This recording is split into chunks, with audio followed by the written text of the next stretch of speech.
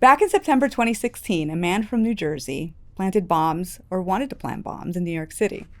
Known as the Chelsea Bomber, he had been inspired by ISIS. He wanted to create havoc and kill as many people as possible. Unfortunately for him, his timing was terrible. He was getting ready to carry out his plot just as New York was gearing up for their annual United Nations General Assembly. DSS, along with other law enforcement agencies, were there preparing for the event. And with us today is Special Agent Eric Ducher, who was there on the ground investigating the Chelsea Bomber. Welcome, Eric. Thank you. Pleasure to be here. So tell me a little bit more about yourself. Sure. No, again, it's a great honor. Thank you for the invite, being here, you and Angela. I really appreciate the time. It's a case that I've had to kind of delve back into my files, having 8 years ago. But I've been with DS 16 years now. I love it. It's been a great career. I've had a lot of great opportunities. I started in law enforcement back in '97 as a police officer in Colorado, and I was a cop there for about 10 years. Half of that I was a detective and worked undercover narcotics and other like vice-related crimes. I resigned and went full-time to the University of Denver to get a master's degree. And that's where DS plucked me out of a student career fair, some of the agents out of the Denver office. And it just seemed like a really right up my alley, what I wanted to do, and traveling and law enforcement, and really to get in the fight, after 9/11 and what happened in New York. That was my primary motivation of moving to the federal level. So it was a great opportunity. I took it, and I've been assigned to various places all over the world. What are some of the places that you've been assigned? I started off here in Washington at the field office, and then I went to Basra for a year as we were departing from the Iraq War. Right. Basra was the last stop for our armed forces as they exited Iraq in 2010-11. And then I went to Singapore for a couple of years as an ARSO. And then a spot popped up that was really one of my dream assignments that I've been kind of eyeing since before I even got hired. And that was the Joint Terrorism Task Force in New York City. And so that's when I went to the Joint Terrorism Task Force, did that for 3 years, came here to DC, continued kind of in the counterterrorism field and at the Hostage Recovery Fusion Cell for 2 years at FBI headquarters. And then I moved on to Erbil for a year. I was there when we killed Soleimani that year. And then I went to the JTTF, or the Joint Terrorism Task Force, in San Francisco for a year.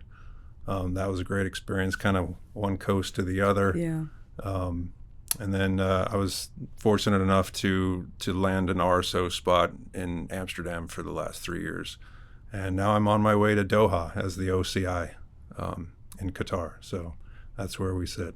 Oh, well, that sounds pretty amazing. It's been a great career. I've had a lot of fun. I wouldn't change one thing. Tell me a little bit more about your background, investigation type of experience. Yeah, I love investigations. Like I said, it started when I was a police officer, when I was working narcotics. Did a lot of interagency work with DEA in Colorado and that part of the country. That really kind of piqued my interest to move into the federal level also. And then, as I went to the Washington field office, again, a lot of opportunities with the investigations and the protection. And investigations has just always been a real desire and draw for me. So when I had the opportunity to go to New York and be part of the JTTF there, I didn't hesitate. Same with working hostage cases at the Hostage Recovery Fusion Cell. Those are really tough cases. So it's just been, something that I've always been drawn to, and something I really enjoy, just putting the pieces of the puzzle together. Okay. And that's what I'll hopefully continue to do, and that's what I'll be doing in Doha. So we're going to be going a little bit more into the 2016 event. Yeah. But before that, had you done an investigation like this one before the one around the Chelsea bomber, Yeah, terrorism? probably not to the scale of the incident and the massive crime scene that occurred. I've done complex investigations with in the narcotics world, wiretaps and Title IIIs and long drawn out and undercover work and things like that, but nothing that kind of amassed this type of crime, being bombing, and then the massive amounts of victims that it produced, over 30 victims. So yeah, this was a unique one. Right. So let's talk a little bit more, shifting into Sure. the events and going back into, the 2016. Yeah. So you mentioned the JTTF, right? Right. And so that is why you were in New York. How did you hear about this case? Yeah, the JTTF program is managed out of PII, or Protective Intelligence Investigations, and it falls under the Intelligence and Liaison Division, ILD. And myself and another colleague of mine, Kamal Kali, were the two DS agents assigned to the FBI's biggest Joint Terrorism Task Force in the country, in New York. So let's talk a little bit about that evening, Sure. following days. Let's Sure. Was the UN General Assembly in full swing when this happened? So yeah, talk it was. to us. Sure. Talk to us. No, Tell yeah, us what happened. I'll try to paint the picture for Yeah. you. This was UNGA 71, I believe, and you know that when UNGA kicks off, DS agents from all over the country come to assist. I mean, we usually get about, I believe if it's around 50 protection details, or in the Secret Service get about 100. So it's, as that week kicked off, I think it kicked off around the 13th, earlier that week, and then it for about 3 weeks it continues. Lots of speeches, lots of meetings, lots of dignitaries flying in, leaving. I think the president was set to speak later that week. I think on the Monday. This was a Saturday, so we had a joint operations center set up at the Joint Terrorism Task Force, and that complemented the several other operations centers. The one that the Secret Service set up, one that DS sets up in Midtown, and then I remember, even Protective Intelligence, the division I worked for, also had a operations center set up. I think we called it the PIOC, right? The Protective Intelligence Operations Center. So lots of ops centers. Lots of op centers set up, and kind of just anticipating and just kind of ear to the ground, monitoring the movements of the protection detail. And the city was abuzz. It was busy. It was end of the summer, like I said, still tourists. The weather was good, and we had a ton of law enforcement agents in the area for the UN General Assembly. So it was, like I said, it was a Saturday. I'd been working all day, like just kind of all hands, working up in Midtown with the details that we had on the ground, and then just being that liaison between the FBI and DS and any kind of threat intelligence that would come through the system. So it was, it was a good day. It was going to turn out to be a long day, right? So a long few days. So what set it off? Sure. I remember earlier that morning, there was a Marine Corps race in Seaside, New Jersey, and we had received information that that a device had gone off on the route of that race. Now that no one was injured, the race was delayed, but it was put in a place that was where it was set to go off, where the runners would come by.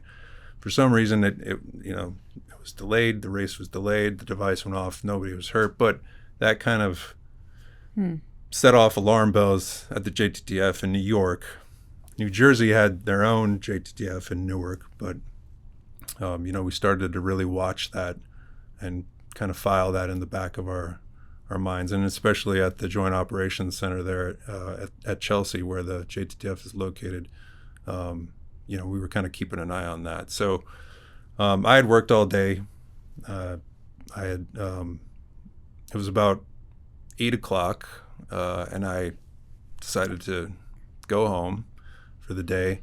I lived just a few blocks away in the West Village, and I had my government car available. So I went home. I parked the car there, and I was walking up the steps to my apartment, and I looked down at my phone, and the PIOC, the Protective Intelligence Operations Center, we had a WhatsApp group set up, and I saw a message come across my phone. What did the message say?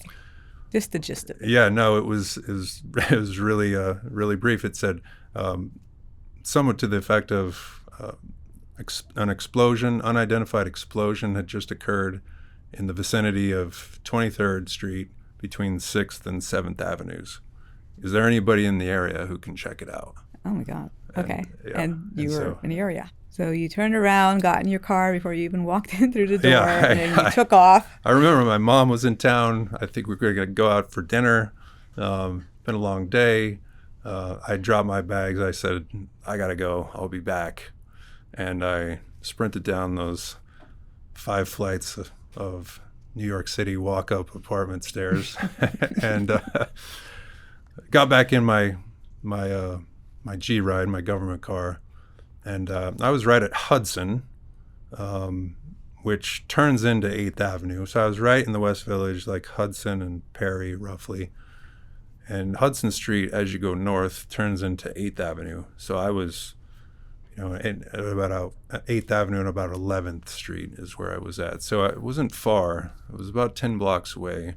Okay. And I was kind of off to the area to kind of figure out within just a minute or two of receiving that text. Yeah. Pretty close. Pretty close, yeah. You get there. What do you see? What do you encounter? Yeah, I remember thinking kind of as I was driving, where am I going to set up? My old police patrol instincts kind of set in. Yeah. And I was thinking, I want to get to the scene, but I don't want to get too close to the scene. If there's evidence, if it is a explosion of nefarious type motivation, then it's going to be a crime scene, and I don't want to contaminate the crime scene. So I want to, and I don't want to put myself in danger either. So I knew New York very well, and I drove up down 8th Avenue, and as soon as I hit 23rd Street, I looked down 23rd Street towards 6th Avenue, and I could see that the fire department had already arrived on scene. I could see the fire engines and their lights parked right in the middle of 23rd Street. So I drove up another block, but far enough away, and pulled my car over to the right side of the road, left my lights on, my emergency lights, got out, and I kept a go bag in the back of my car, which was stocked full of my media jacket, pens, notebooks, granola bars, water, anything I would need, evidence bags. Anything I would need for an investigation. Yeah, it could go on for and a I'm long really, time. in hindsight, I'm really, really glad I had that go bag, because That's a good tip. It was a long night. So I got there and was there smoke? Was there fire? Was there? No, it was obvious that something had happened. There was debris all over the street. I still was about a block away, and that's a New York City block, so it's a pretty long block. Yeah. But like I said, I pulled my car over to the right side. I dipped into my go bag, got what I thought I needed, threw on my media jacket, locked my car, and I left my lights on so that it wouldn't get towed if it was not parked real, right. And as I started kind of looking up the street, I noticed a man in a suit coming back from the crime scene, and I could see he had a little gold pin on his lapel, and I noticed this is a detective bureau pin from the NYPD, so this is an NYPD detective. So I flagged him down. I said, "Hey, America, I'm with the Joint Terrorism Task Force. Have you been in there? Did you go down there?" He's like, "Yeah." I said, "What did you see?" He's like, "Well, the street's a mess. There's firemen are down there." I said, "Well, let's go down there. Walk down there with me. Let's check it out." Thinking like I need to kind of report back to the PIAC, to UNGA, to the command centers, and try to give them an answer as to, is this a accident or could it be on purpose? Just what happened here? So yeah, we started walking down that south side of the sidewalk, and we got about halfway down the block, and I noticed this huge mangled piece of metal just sitting in the sidewalk about 120 feet away from where all the firemen were gathered. And it just was out of place, obviously. Mm-hmm. I mean, it is New York City. There's a lot of stuff on sidewalks, but not that. Not this. Yeah, this was out of place. And I could tell it was a dumpster, part of a dumpster, and it was pretty mangled. And immediately my DS training from Fort Pickett and my bomb school training kicked in. And what a valuable training that was, because we got to blow things up and see what they looked like. Yeah. And so it, hit me. Yeah, this is somebody's done this on purpose. This isn't a gas leak or right. some kind of natural explosion in the city. So that was my first kind of clue that it was going to be ours, meaning it was going to fall under a possible like terrorism related act, and that would be in the jurisdiction of the FBI and thus in the jurisdiction of the JTF in New York. So how much damage was there? Can you talk to us with any victims? Yeah. Any major building damage? Yeah, so just tons of glass and debris all over the streets, or all over the street from one side to the other. There were victims. They were being transported out by an ambulance, and it's New York City, so emergency services are everywhere in New York City, especially on a Saturday night. It doesn't take them long to get there. So I could tell that they were already like moving people. I could see there was blood in the street where victims had been. So there was enough time before I got there for the fire guys and the firemen and the paramedics to move the injured out of there.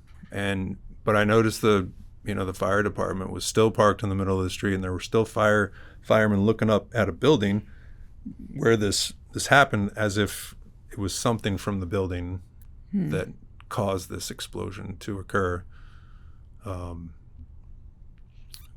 But as the detective and I saw that dumpster, I was like, "Hey, man, like this is intentional, and we need to get those firemen back, and we need to get this preserved here. Do you have any patrol guys?" He did. So he got on his phone. There was some NYPD officers also that had responded in uniform. He got them down to where the dumpster lay, and we took some yellow tape, and I snapped a couple pictures of it, and they took some yellow tape and cordoned it off, and then got those fire guys off the scene, just not knowing if there were secondary devices until we kind of figured out what we got.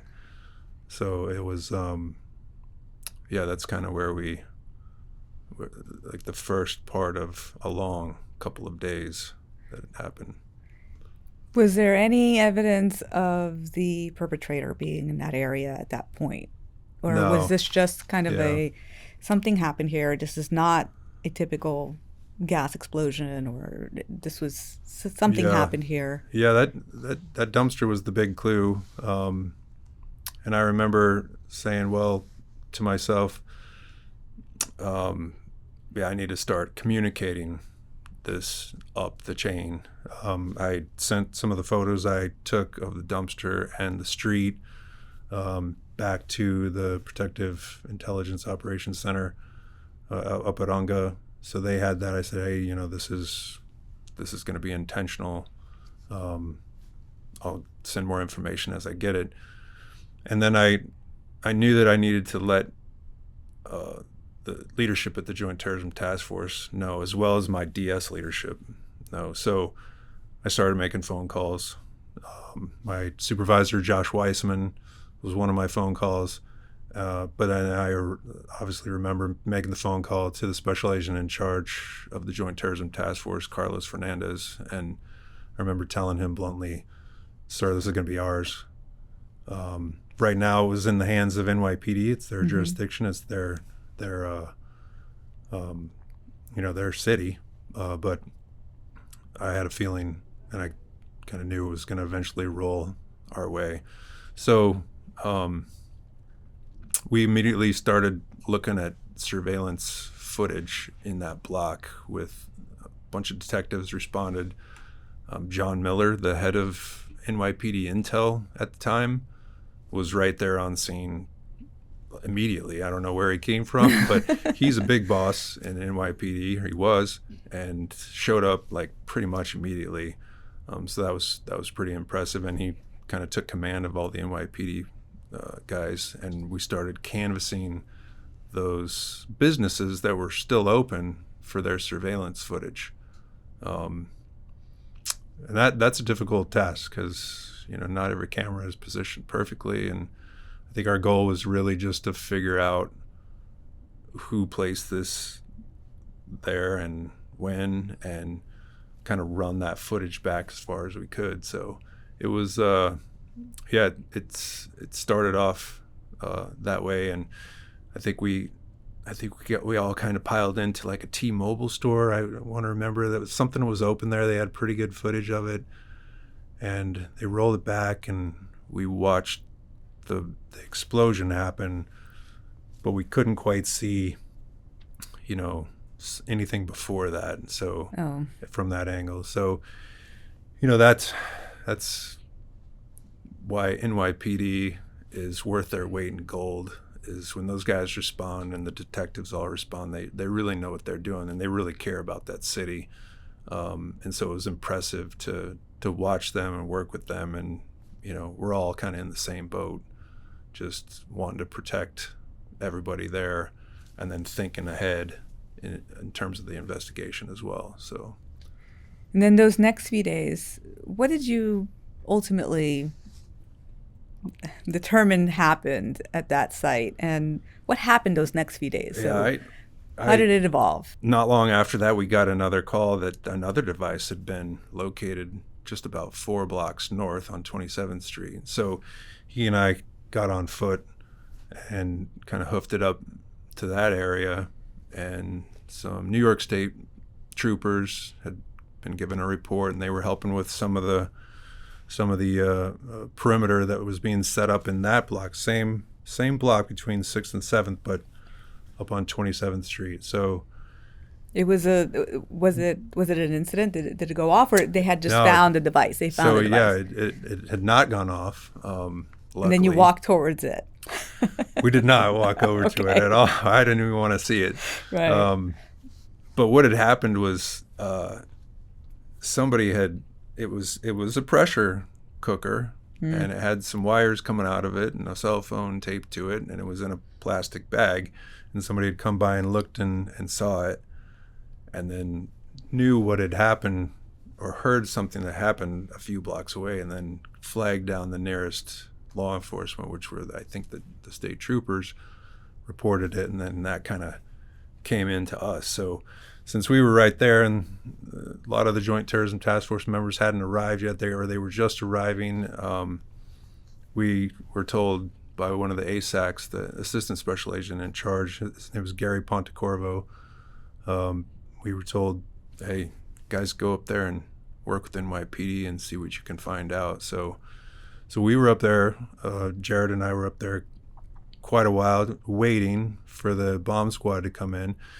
And, it was a device sitting in a plastic bag. Turns out later that the suspect had left the device there in a suitcase. And two, what was later determined to be Egyptian flight security guys were walking down the street and saw this abandoned suitcase, opened it, pulled this device out, saw it was not normal, set it down, and took the bag to keep the bag, and just left the device on the sidewalk. So that was a key. Right? I mean, if they hadn't taken it out of the suitcase. Yeah, if they hadn't taken it out of the suitcase, it was later thought that they may have kind of jostled some kind of wire loose, which kind of inhibited the device from going off, which was lucky. Wow. And that was a key piece of evidence that swung the tide of the whole case, because we got some key pieces of forensic evidence off of there that eventually led to identifying the subject. So wow. So it was a long night. Was that and then were those the only two incidents? Like, it was the original explosion, and then you have this device. Was there other devices? Well, not that we knew of. I remember we were there after the bomb squad removed the device. Then we really started canvassing that block as well, and that's when we found footage of the subject, Ahmad Khan Rahimi, who was later convicted of all of this. Got him on a really clear photo, and we got that went up to the Joint Terrorism Task Force. And by this time, it was all hands on deck. Everything was up and running.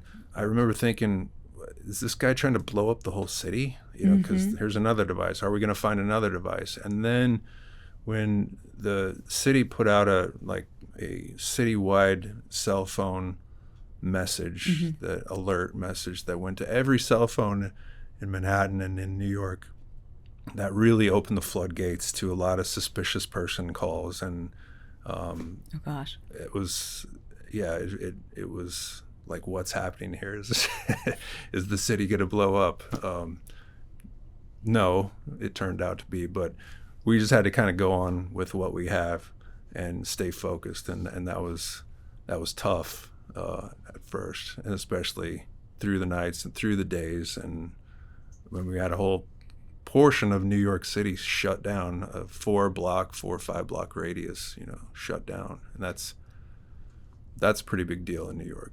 You ultimately did identify Rahimi, right? And so it sounds like the key to this was footage that you found. Well, and that second pressure cooker bomb that we were able to preserve by it not exploding, and that was really the lucky part. Like I said, the evidence that came off of there were latent prints and some IMEI or cell phone data that we were able to trace back to the purchase of those phones.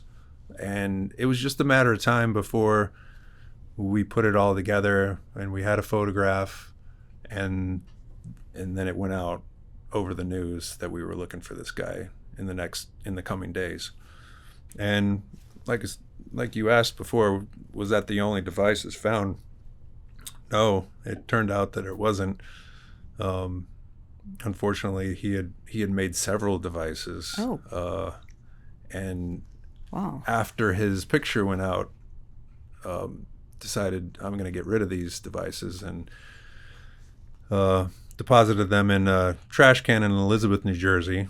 So, and that's just another thing in investigations that not too many people realize is those jurisdictions. And it's not all one agency then that has the task of doing this investigation. You absolutely have to work with the interagencies, and the other agencies and cooperate, communicate, and work together to figure a lot of this stuff out. And that was the case here, with some more of the devices being found in New Jersey. And that was going to be my next question, Sure. right? You've mentioned DSS, who Yep.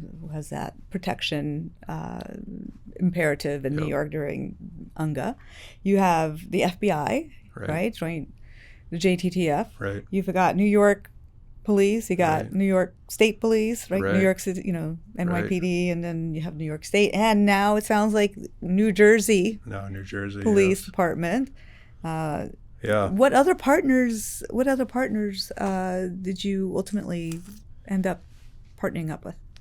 That's the bread and butter of a task force. Is you have the different agencies that are assigned to that task force that are deemed important and necessary to really encounter any problem that it's faced with. And that's what's so great about working on a task force, is that you're well equipped to handle whatever's thrown at you, because every agency has their own specialty.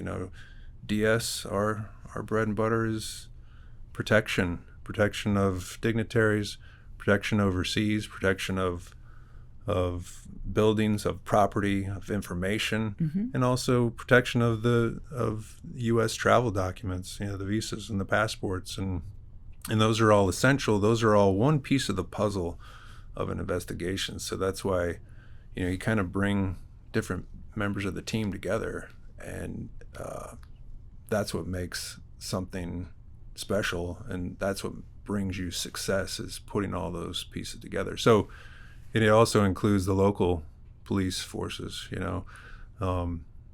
getting those photos of Rahimi out there and communicating on a consistent basis with the law enforcement agencies in the area, and searching for this guy was just so important, so we could figure out, has he placed more devices elsewhere? What is his motivation? So yeah, it was kind of a daunting and nerve-wracking couple of days, or 48 hours, and we got lucky, and that's what happens also, is you get lucky, and we got some reports of a man fitting his description in Linden, New Jersey, and it took us to another jurisdiction. How long did that take to apprehend Rahimi? That was, I'm not sure of my dates, but that was just a couple days later, I think. Okay. It was on the 18th. So it was it was a morning. A shopkeeper noticed a guy matching his description that had been put out over the airways, sleeping in an entryway of a business. And, and this was after the devices in Elizabeth had been discovered and disposed of properly. He was still on the loose. So it went another day, but once that description went out, and once that report came in, those Linden, New Jersey police officers responded to that area, Okay. to apprehend him. And so, how did you tie him back to ISIS? How did you tie him back to what his motivations were? Yeah. Once again, evidence. So the Linden police officers encountered him. There was a shootout. He had a gun on him. He fired at the officers. A couple of the officers were injured, not severely. One was struck right in the chest on his bulletproof vest, saved him. Another officer was cut through some of the bullets that went through his windshield, and some of the glass cut him, nearly missed him. Rahimi was shot 7 times, survived, of course, and was transported to the hospital. He underwent several surgeries, but he survived. But when he was inventoried, basically, there was evidence of his motivation in the form of a diary and some of his beliefs and some of his own writings in that notebook, in that diary, which were really key pieces of evidence for the prosecution later on, 2 years that convicted him for life. So what were his motivations? He was a follower of Anwar al-Awlaki, and who was the radical cleric, the Al-Qaeda cleric. He had some ISIS type motivations and kind of reverence for what Baghdadi was doing and setting up the caliphate. So, it was, he was looking back, he was a lone wolf, and he was self-radicalized, and those are really the hardest subjects and suspects to anticipate and to find. So that was tough, but it was also, really good job on all the agencies in preserving that evidence that I spoke of from the very beginning, from the very start, that helped convict him. So yeah, it sounded like the collaboration amongst all the key partners that's what really led to this success, or somewhat success, right? We at least we apprehended him. Is he still in jail? Is he in jail? He is, yeah. Okay. He was convicted in 2018, life in prison. Okay. So, we were really lucky with this bombing that no one died, but, there were several life-changing injuries of the victims, about 30 victims. So, and ultimately he was not targeting the UN General Assembly, correct? No. Yeah, luckily, no. The assembly went on. DS went on, no other incidents. The president came, the secretary came, they made their speeches, they were successful in that. So I heard that this garnered some of the leadership's attention. You want to mention that? Yeah. It definitely went up all the way to the top and caught the attention of the president and the White House. And that was kind of evidenced a couple days later, after Rahimi was apprehended. I was sitting in the Joint Operations Center at the JTTF, just kind of keeping tabs on the case, and my phone rang.